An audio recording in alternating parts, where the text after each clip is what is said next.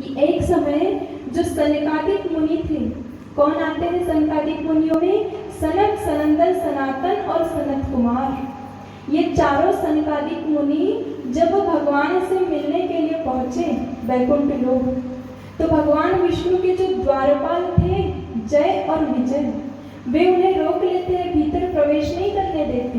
किन्हें? सनकादिक मुनियों को, कि आप भीतर नहीं जा सकते।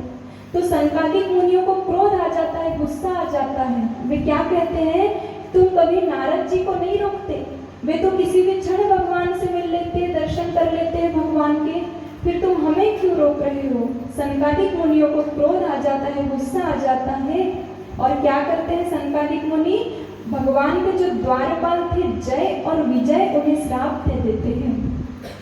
क्रोध में आकर, गुस्से में आकर क्या श्राप देते हैं? कि तुम इस धरती पर 3 बार असुर रूप में जन्म लोगे। तुम दोनों भाई इस धरती पर 3 बार जन्म लोगे, और किस रूप में? असुरों के रूप में। ये श्राप उन्हें मिल जाता है।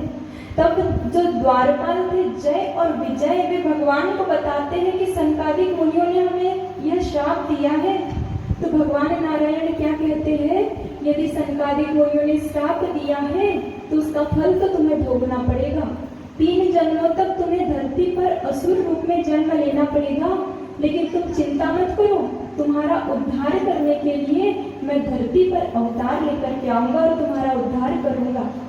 और सनकादिक मुनियों के श्राप के फलस्वरूप जय और विजय इस धरती पर 3 बार आते हैं। किस रूप में? असुर रूप में। सबसे पहली बार किस रूप में आते हैं?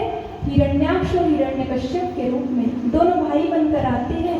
तब भगवान को वाराह का रूप धर कर आना पड़ता है, नरसिंह रूप धर कर आना पड़ता है, और उनका उद्धार करना पड़ता है। यही जय विजय दूसरी बार कब आए असुर बनकर? रावण और कुंभकर्ण के रूप में। तो भगवान राम के रूप में आए और उनका वध किया, उनका उद्धार किया। फिर ये तीसरी बार कब आए? कंस और शिशुपाल के रूप में। तब भगवान को कृष्ण का रूप धर कर आना पड़ा, उनका उद्धार करना पड़ा।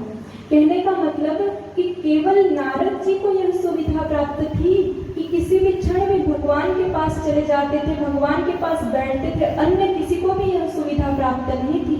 और जब तक उनका मन होता था भगवान के पास बैठकर ज्ञान की चर्चा किया करते थे। ये सुविधा नारद जी को प्राप्त थी।